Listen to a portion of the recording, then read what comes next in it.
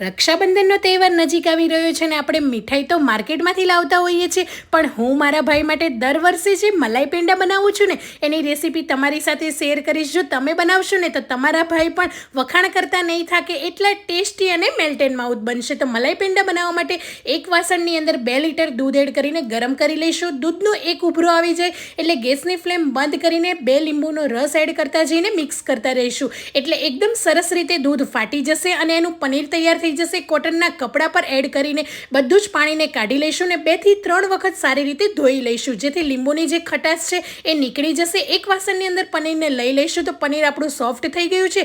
3 મોટી ચમચી મલાઈ એડ કરીને મેશ કરી લઈશું. એકદમ સરસ રીતે પનીર અને મલાઈ ચોટે નહીં હાથમાં એ રીતે મેશ કરવાનું છે. હવે ફરીથી એક વાસણમાં થોડું પાણી એડ કરીને 1 લીટર દૂધ એડ કરીને દૂધને ચોથા ભાગનું કરી લઈશું અને બનાવેલું પનીર અને મલાઈનું મિશ્રણ એડ કરીને અડધો કપ જેટલી આપણે ખાંડ એડ કરી લઈશું. કન્ટિન્યુ હલાવતા રહીશું. મિશ્રણ ઘટ થઈ જાય એટલે ઇલાયચી પાવડર એડ કરીને મિશ્રણ તળીએ ચીપકે નહીં એટલે આપણે ગેસની ફ્લેમ બંધ કરીને ઠંડુ થવા દઈશું. ઠંડુ થઈ જાય એટલે આ રીતે એકદમ રાઉન્ડ શેપ કરીને પેંડાને વાળી લઈશું. તો આપણા ઘરના દૂધમાંથી બનાવેલા પેંડા તૈયાર છે.